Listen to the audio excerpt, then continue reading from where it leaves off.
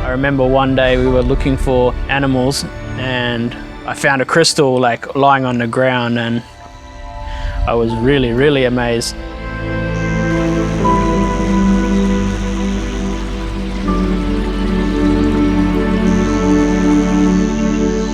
I'm Rob and I'm from Cairns in far north Queensland, Australia. I've been crystal hunting probably for around 10 years now. Where I learned about crystal hunting was mainly trial of error, you know, just going on lots of adventures and finding nothing and then finding something. The first time I ever found a crystal was actually when I was out in the bush adventuring with my dad, because he was a bit of a nature adventurer as well. Those nature adventures with my father as a child is one of the things that contributed towards basically my love of nature and adventuring in the wild, and yeah, just the appreciation for natural science and the earth, really.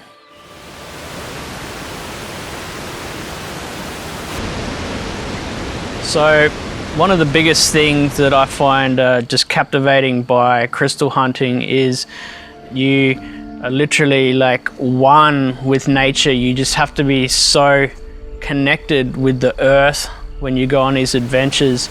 You have to feel the earth, you have to look everywhere, you have to be at one with the trees and the plants and the animals, and yeah, sometimes there are dangerous animals too, you know what I mean? Some granite crystals are actually like several 100 million years old, like older than the dinosaurs. But these ones, because they were from a metamorphic event, I think it could have been as young as 30,000 years ago.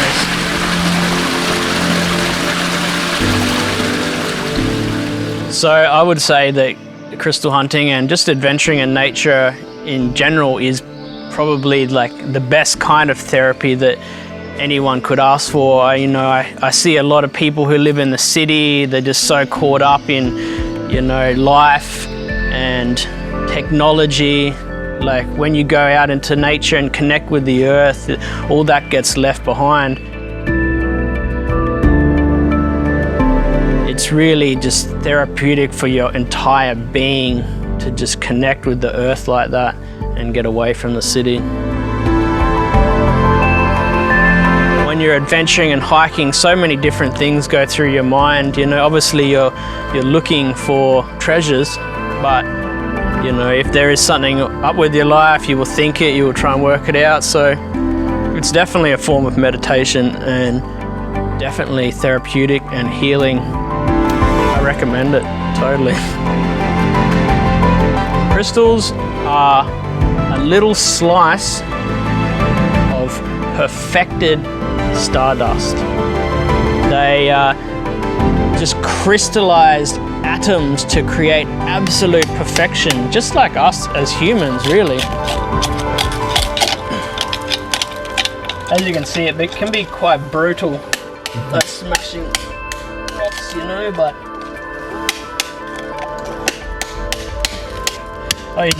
you just never know behind which rock when there could be a giant pocket with some big crystals. You never know. The fact that such perfect geometric shapes can just occur naturally is absolutely mind-blowing. Like, it's not about money to me. I don't go looking for crystals for money. You know, a lot of people do, and that's okay, because if you can make money from it, why not? Just do it respectfully, you know? That's what it's about to me. how can something like this just exist naturally? And yeah, sure, while I say I don't necessarily believe in magic, but I still think they are pretty magic though, so. But I do like science a lot too, you know what I'm saying?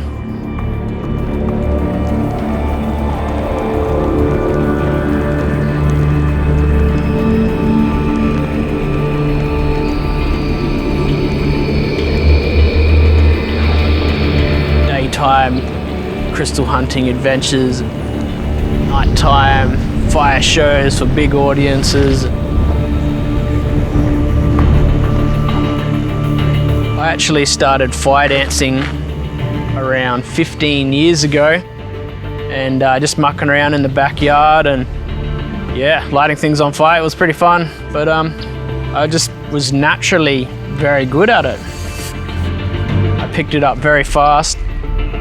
Within 2 years, maybe a year and a bit of actually starting fire dancing, I started to do professional shows through an entertainment company who wanted to hire me. And yeah, the rest is absolute history. Is the fire my alter ego?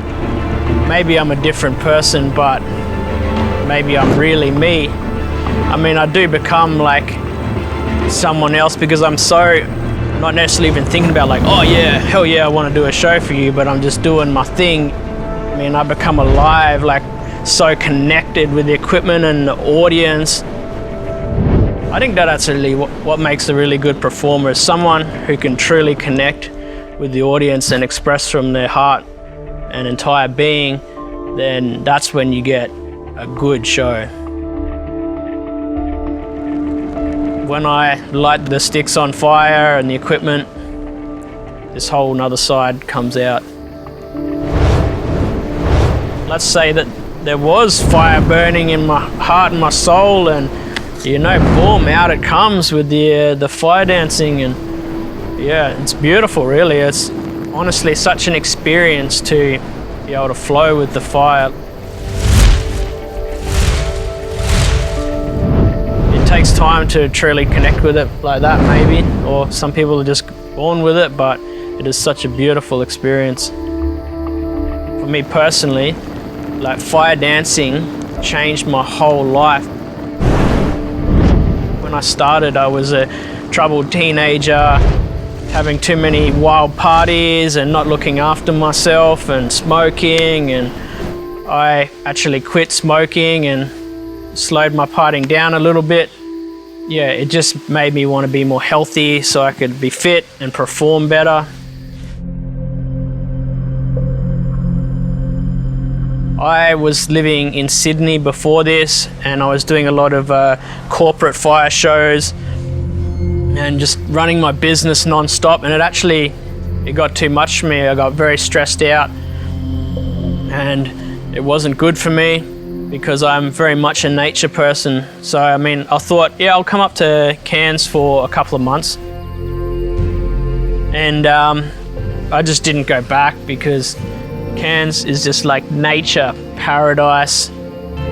There's crystals in the mountains around here. I can do my fire shows down on the Esplanade. I can grow all my beautiful tropical plants and just enjoy life, really.